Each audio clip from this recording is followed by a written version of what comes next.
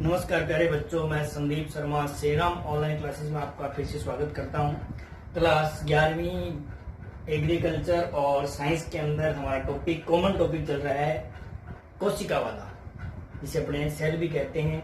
और पीछे का जो टॉपिक था उसमें हमने बात की थी, पीछे का जो वीडियो था उसमें हमने बात की थी कि सेल की खोज किसने की थी, सेल को देखा किसने था, कोशिका सिद्धांत किसने दिया था और कोशिका सिद्धांत के अंदर क्या क्या होता है, इन सब के बारे में हमने बात की थी। आज हम बात करेंगे टाइप ऑफ सेल्स के बारे में कि कोशिका कितने प्रकार की होती है। तो कोशिका के बारे में बात करें तो आप लोगों ने आज तक सुना होगा कि कोशिकाओं को संरचना के आधार पर, यानी आकृति या संरचना के आधार पर दो प्रकार में बांटा गया है। एक तो है प्रोकैरियोटिक और एक है यूकैरियोटिक। तो यहाँ पे हम बात करेंगे, सबसे पहले मैं लिख रहा हूं प्रोकैरियोटिक कोशिका, ठीक है, और दूसरी है यूकैरियोटिक कोशिका। ये किसमें पाई जाती है? ये पाई जाती है जीवाणु, ठीक है, माइकोप्लाज्मा,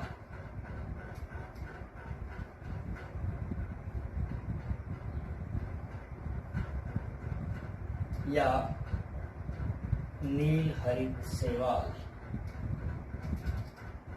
नील हरित शैवाल। और ये किसमें पाई जाती है? ये सभी जंतुओं के अंदर, और जो पादप कोशिका जो होती है उसमें, पादप जंतुओं में और पादपों में, सब के अंदर ये पाई जाती है। कौन सी? यूकैरियोटिक। अब बात है, देखो मैंने यहाँ पे 3 डायग्राम बनाए हैं। अगर आप लोग इनको देखेंगे तो ये जो डायग्राम, इधर वाले जो डायग्राम हैं, ये वाले दोनों डायग्राम हैं, ये जंतु कोशिका का है, ये पादप कोशिका का है, और ये दोनों जो कोशिकाएं हैं ये यूकैरियोटिक कोशिकाएं हैं। और ये जो ऊपर वाली जो मैंने लिखी है, तो ये कौन सी है? ये जो इसका जो नाम है वो कौन सी कोशिका है? ये जो कोशिका है इसका जो नाम है ये है प्रोकैरियोटिक कोशिका। प्रोकैरियोटिक कोशिका। मेरे बच्चों ध्यान से समझना पड़ा, ये एक छोटा टॉपिक समझकर हम इसको थोड़ा सा इग्नोर कर देते हैं कि सेल ये है, तो इस सेल अगर हमें ढंग से समझ में आ गई तो हम सब कुछ आगे धीरे धीरे स्टेप वाइज हम धीरे धीरे हर चीज को आराम से पढ़ते जाते हैं बायोलॉजी में। ये जो है ये एक प्रोकैरियोटिक है, और ये हमारे पास क्या है? ये हमारे पास एक यूकैरियोटिक सेल्स है, जिसमें जंतु कोशिका भी है और पादप कोशिका भी है। हमें इन दोनों में थोड़ा बहुत अंतर देखना है। मैंने डायग्राम आज इसीलिए बनाए हैं, हालांकि अगला जो वीडियो आएगा उसमें हम इन दोनों के बारे में, प्रोकैरियोटिक और यूकैरियोटिक, पूरा अंतर हम पूरा स्पष्ट करेंगे, ठीक है। आज हम सिर्फ यहाँ पे बात करेंगे इसकी स्ट्रक्चर के बारे में कि इसकी संरचना है क्या, ठीक है। तो अगर आप देखेंगे, ये जो आपको नजर आ रही है, ये जो आपको दिखाई दे रही है, ये जो है ये प्रोकैरियोटिक सेल है। प्रोकैरियोटिक सेल के अंदर आपने देखा होगा, ये जो दिखाई दे रहा होगा आप लोगों को, ये क्या है? एक डीएनए है। और डीएनए जो यहाँ पर आपको जो दिखाई दे रहा है वो क्या है? एक नगन डीएनए है। ये क्या है? ये नगन डीएनए है। इसके ऊपर किसी प्रकार का कोई इसके ऊपर आवरण नहीं है, इसके ऊपर किसी प्रकार का कोई आवरण नहीं है, ठीक है।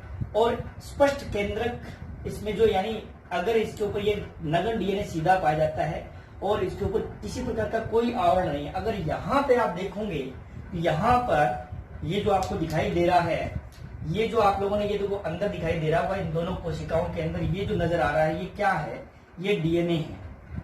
ये क्या है? डीएनए है। और डीएनए के चारों तरफ यहाँ पर, ये यहाँ पे क्या है? एक आवरण पाया जा रहा है। इधर भी देख लीजिए, यहाँ पर भी क्या है? एक आवरण है। यानी इसके अंदर जो डीएनए है वो नगन नहीं है। यहाँ पर क्या है? जो डीएनए पाया जाता है सीधा खुले प्रकार का पाया जाता है, और इसे हम कहते हैं कि इसके अंदर सत्य केंद्रक नहीं पाया जाता। सत्य केंद्र का मतलब क्या होता है कि इसके अंदर जो अपने डीएनए पाया जाता है उसके ऊपर किसी प्रकार का कोई आवरण नहीं होता। इस बहुत बड़ा एक अंतर है, यानी प्रोकैरियोटिक और यूकैरियोटिक जो कोशिका होती है उन दोनों के अंदर बहुत बड़ा क्या होता है? एक अंतर होता है कि इसके अंदर क्या पाया जाता है? स्पष्ट केंद्रक नहीं पाया जाता। स्पष्ट केंद्रक का मतलब ये हो गया ना कि इसमें डीएनए तो है परंतु डीएनए के चारों ओर एक आवरण नहीं है। यहाँ पर क्या है, देखो यहाँ पे आवरण पाया जाता है, बाकी इसके अंदर ये जो देखो यहाँ पे पूरा उसके ऊपर ये यहाँ पर क्या है, कुछ छेद भी पाए जाते हैं। इसके बारे में बताऊंगा मैं आपको छेद क्यों पाए जाते हैं। तो पहले इसको स्पष्ट कर लेते हैं प्रोकैरियोटिक के अंदर। फिर आप देखेंगे ये जो प्रोकैरियोटिक जो है, इस जो प्रोकैरियोटिक में अगर आप देखेंगे तो यहाँ पर इसके अंदर क्या होता है कि इसमें एक स्पष्ट इसके अंदर क्या होता है, एक स्पष्ट केंद्रक होता है। उस केंद्रक में क्या होता है कि यहाँ पर इस केंद्रक के अंदर क्या पाया जाता है, डीएनए पाया जाता है। उस डीएनए उस केंद्रक के अंदर क्या होती है, केंद्रिका भी पाई जाती है। इन दोनों के अंदर देख लीजिए यहाँ पे केंद्रिका भी पाई जाती है और इसके अंदर बाकी कहीं पर भी इसमें डीएनए नहीं पाया जाता, अलग डीएनए नहीं पाया जाता। यहाँ पर आप देखेंगे यहाँ पे ये तो है ही डीएनए, इसके साथ में एक गोलाकार डीएनए और पाया जाता है जिसे हम क्या कहते हैं, प्लाज्मिड कहते हैं। और ये सभी जीवाणुओं के अंदर नहीं पाया जाता है, ये सभी जीवाणुओं के अंदर नहीं पाया जाता, कुछ जीवाणुओं के अंदर ये पाया जाता है। फिर इसमें क्या होता है कि बाहर की तरफ यहाँ पर इसकी ये जो लेयर बनी होती है, ये लेयर इस 3 परतों के रूप में होती है। जो बाहर वाली परत होती है इसको ग्लाइकोकैरिक्स कहते हैं, अंदर वाली जो होती है इसको हम क्या कहते हैं, कोशिका भित्ति कहते हैं। उसके अंदर और चले जाते हैं उसको हम कहते हैं जीव द्रव्य झिल्ली, इसको क्या कहते हैं, जीव द्रव्य झिल्ली। और यहां से एक निकलती हुई क्या पाई जाती है, फ्लैजिला पाई जाती है। क्या पाई जाती है, फ्लैजिला। और बाहर का जो आवरण होता है उसके ऊपर फिमरी भी पाई जाती है। इसके अंदर जो राइबोसोम जो होते हैं वो इसे खुले प्रकार के पाए जाते हैं। हालांकि जो राइबोसोम होते हैं वो किस प्रकार के होते हैं, इसमें 70S प्रकार के होते हैं। बड़ा ये S क्या है और क्या है, इनके बारे में हम धीरे धीरे हम स्टेप वाइज हम इसके बारे में हम बात करेंगे। इसमें जो राइबोसोम जो पाया जाएगा वो खुले प्रकार का पाया जाएगा। कोई यहाँ पर जो राइबोसोम है वो कैसे पाए जा रहे हैं, अगर आप देखेंगे ये यहाँ पे क्या है, केंद्रक, और केंद्रक से निकली हुई एक संरचना पाई जाती है जिसको हम क्या कहते हैं, ER कहते हैं, एंडोप्लाज्मिक रेटिकुलम। यानी इसको अगर हम बात करें इसको हिंदी में कहते हैं अंतःपर्दवी जालिका, अंतःपर्दवी जालिका। और अंतःपर्दवी जालिका है और यहाँ पर क्या पाया जाता है, इस तरह इसके ऊपर क्या पाया जाता है, ये जो ऐसे पाए जाते हैं, ये इसके ऊपर क्या पाए जाते हैं, राइबोसोम पाए जाते हैं। इस तरह से इसके ऊपर की ओर पाए जाते हैं, ऐसे भी इसमें पाए जाते हैं। यहाँ पे देख लीजिए आप, यहाँ पर भी क्या पाए जाते हैं, इस तरह से इसमें क्या पाए जाते हैं, राइबोसोम पाए जाते हैं इस तरह से इसके ऊपर।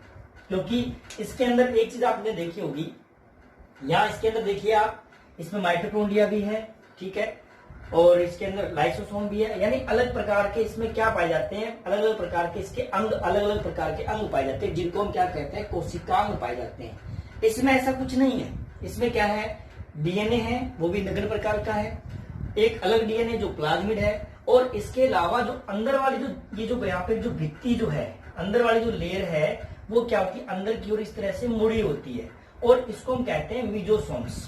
और ये मिजोसोम्स क्या करता है, यहाँ पर इस प्रोकैरियोटिक कोशिका में ये यहाँ पे किसका काम करता है, ये यहाँ पर श्वसन का काम करता है।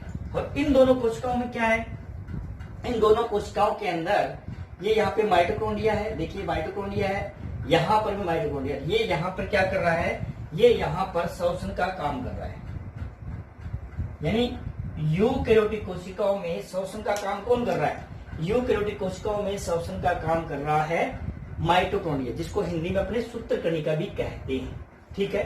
तो ये सीधा सा हम देखें तो ये इधर वाली जितनी भी हमें नजर आ रही है, जंतु कोशिका, पादप कोशिका, तो इन दोनों को हम यूकैरियोटिक कोशिका कहते हैं। क्या कहते हैं, यूकैरियोटिक कोशिका। ये वाली जो कोशिका है ये हमारे पास प्रोकैरियोटिक कोशिका है। इनमें अगर हम अंतर के बारे में बात करें, अंतर आप लोगों को दिखाई दे रहा होगा कि इसके अंदर किसी प्रकार का कोई कोशिका नहीं पाया जाता, ठीक है, इसके अंदर कोई कोशिका नहीं पाया जाता। इसमें जो डीएनए जो होता है वो भी नगण्य प्रकार का है, ठीक है। राइबोसोम होते हैं, इसमें 70S प्रकार के होते हैं, खुले पर सीधे पाए जाते हैं। इसके अंदर जो राइबोसोम पाए जाएंगे वो क्या होंगे, एंडोप्लाज्मिक रेटिकुलम जो है, अंतःपर्दवी जालिका है, उसके ऊपर पाए जाते हैं। क्योंकि इसमें रेटिकुलम नहीं है, अंतःपर्दवी जालिका नहीं है, इसके अंदर है, इन दोनों के अंदर है। देखिए आप, इसमें दोनों में क्या होती है, 2 प्रकार की अंतःपर्दवी जालिका होती है, एक होती है खुरदरी और एक होती है चिकनी। खुरदरी क्यों है कि जिसके ऊपर राइबोसोम पाए जाएंगे वो तो क्या होगी, खुरदरी होगी, यहाँ देख लीजिए, और जिसके ऊपर नहीं पाए जाएंगे वो क्या स्मूथ होगी, रफ होगी, और वो क्या होती है, चिकनी कहलाएगी। इसके अंदर ऐसा कुछ भी नहीं है। तो आज जो मैंने ये बताया है वो यही बताया है कि प्रोकैरियोटिक और यूकैरियोटिक में क्या अंतर है। हालांकि जो नेक्स्ट वीडियो आएगा उसमें आपको पूरा बताऊंगा, उसके अंदर एक एक चीज बताऊंगा लिख करके पूरी चीज कि इसमें क्या है, इसमें क्या है, ध्यान रखना, ठीक है। यहाँ पर ये जो संरचना मैंने बनाई हुई है इसको अपने पिलाई कहते हैं, जो इसमें लैंगिक जनन के अंदर काम आता है, इस बात का ध्यान रखना, ठीक है। और ये जो फ्लैजिला है ये इसके अंदर गमन के लिए होते हैं। ये जो फिम्बरी जो मैंने आपको बताया था, ये फिम्बरी क्या है, ये फिम्बरी क्या होते हैं, जीवाणु क्या होता है, एक कोशिका से या किसी भी जीव के साथ किसी के साथ अगर कहीं पर भी जुड़ता है या आपस में जुड़ता है तो ये फिम्बरी उसमें क्या करती है, सहायता करती है। अब बात आ जाती है इन दोनों के बारे में, थोड़ा इनके बारे में अपनी बात कर लेते हैं, जंतु कोशिका और पादप कोशिका, क्योंकि डायग्राम बना हुआ है।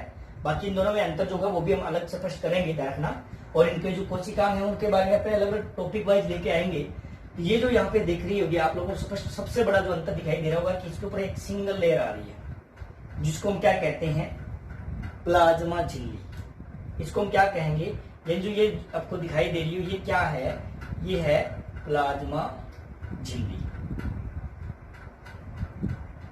ठीक है। ये वाली ये क्या है, प्लाज्मा झिल्ली है। ये अंदर इसके भी है और इसके भी है। इसके चारों तरफ या देखिए यहाँ पर क्या है, सेल वाल है, जिसको अपने हिंदी में क्या कहते हैं, कोशिका भित्ति कहते हैं। क्या देखिए आप दिखाई दे रहा होगा आप, इसको हम क्या कहते हैं, कोशिका भित्ति। इसको हम क्या कहते हैं, कोशिका भित्ति, ठीक है। और दूसरी बात ये है, इसमें भी माइटोकॉन्ड्रिया है, इसमें भी माइटोकॉन्ड्रिया है। पर आपने एक चीज ध्यान रखी, देखो मैंने यहाँ पर एक बहुत बड़ी खाली सी यहाँ पे जगह बनाई है, ये देखिए आपको नजर आ रहा होगा। ये क्या है, ये रिक्तिका है। इसमें नहीं है, इसमें होती तो बहुत ही, या तो होती नहीं है, अगर होती भी है जंतु कोशिका में तो बहुत ही छोटी होती है। ये पादप कोशिका की सबसे बड़ी खासियत होती है कि उसके अंदर क्या पाई जाती है, एक वैक्यूल पाई जाती है, रिक्तिका पाई जाती है, ठीक है। इसके अलावा इसके अंदर माइटोकॉन्ड्रिया होता है जो शोषण करता है, इसमें भी है, इसमें भी है, ठीक है। यहाँ पे गोल्जिकाएं भी है, ठीक है। इसके अंदर एक खास बात ये है कि इसके अंदर एक हरित लवक पाया जाता है, जो अपना भोजन जो है वो स्वयं बनाने की कोशिश करता है, बनाता है, क्योंकि हरित लवक है। और हरित लवक में क्या होता है, पर्णहरित पाया जाता है, जिसको अपने क्लोरोफिल बोलते हैं, जिसके द्वारा प्रकाश संश्लेषण की क्रिया संपन्न होती है। इस बात का आप ध्यान रखना। तो ये जो यहाँ पे जो अपने बात कर रहे हैं, ये जंतु कोशिका है और पादप कोशिका, क्योंकि डायग्राम बने हुए हैं, चित्र बने हुए हैं, तो थोड़ा मैंने आप लोगों को इसलिए मैंने आपको थोड़ा अंतर इसमें करवाया है। हालांकि इसके बारे में अपने इन दोनों के बारे में अपने पूरा अंतर हम स्पष्ट करेंगे नेक्स्ट वीडियो के बारे में हम, ठीक है। और इसके अंदर जितने भी कोशिकांग है, माइटोकॉन्ड्रिया क्या होता है, गोल्जिकाएं क्या होता है, ठीक है, और लाइसोसोम क्या है, स्पिरोसोम क्या है, इसमें हालांकि इसमें बहुत सारे अंतर आएंगे। इसमें कुछ चीजें इसमें पाई जाती है, कुछ इसमें पाई जाती है, इस वाली जो है इसमें नहीं होती, इस वाली इसमें नहीं होती है, बहुत सारे इसमें अंतर आएंगे जाना। और ये जो मैंने आपको अंतर बताया है, ये जो यहाँ पे है, ये प्रोकैरियोटिक है, ये यूकैरियोटिक है। और प्रो और यूकैरियोटिक में आप लोगों को अंतर यहाँ पे स्पष्ट हो गया होगा कि क्या अंतर है। देख लीजिए, आपको अगर डायग्राम बनाए तो इस डायग्राम में अगर आप देखें तो इसमें आप देख लीजिए पूरा अंतर आपको दिखाई दे रहा होगा कि इसके अंदर क्या है, शोषण के लिए मेजोसोम्स पाई जाती है, मेजोसोम्स की एक सेल्स पाई जाती है। और बाकी इसके अंदर एक चीज देखें तो इसके अंदर क्या है, माइटोकॉन्ड्रिया है। इसके अलावा इन दोनों कोशिकाओं में अगर आप देखेंगे, एक खासियत देखिए यहाँ पे, इन दोनों के अंदर क्या पाए जाते हैं, कोशिका द्रव्य पाया जाता है, कोशिका द्रव्य, ठीक है। और इन दोनों के अंदर यहाँ पर केंद्रक भी है, इन दोनों के अंदर क्या केंद्रक भी है। और एक चीज ध्यान रखना कि जो यहाँ पर ये जो कोशिका द्रव्य है, ये दोनों किसमें मिला हुआ है, यानी ये है जीव द्रव्य प्लस केंद्रक। जीव द्रव्य और केंद्रक दोनों मिलकर के क्या बनाते हैं, देखिए अगर इस केंद्रक को निकाल दिया जाए, केंद्रक को निकाल दिया जाए तो वो क्या कहला रहा है, जीव द्रव्य कहला रहा है। अगर यहाँ पर बात करें केंद्रक को साथ में मिला दिया जाए, पूरे को इसको मिला दिया जाए, तो ये क्या हो जाता है, कोशिका द्रव्य हो जाता है। ये जो दोनों क्या है, दोनों केंद्र रहता है, कोशिका द्रव्य इसमें भी है और कोशिका द्रव्य इस केंद्र भी है। तो ये जो डायग्राम है आप लोग अपनी कॉपी के अंदर अच्छी तरह से बनाएंगे, ठीक है, और अच्छी तरह से इसको बना करके आगे कॉपी में नोट्स भी अपने तैयार करेंगे। तो नेक्स्ट वीडियो को आप इंतजार करें, तब तक के लिए धन्यवाद।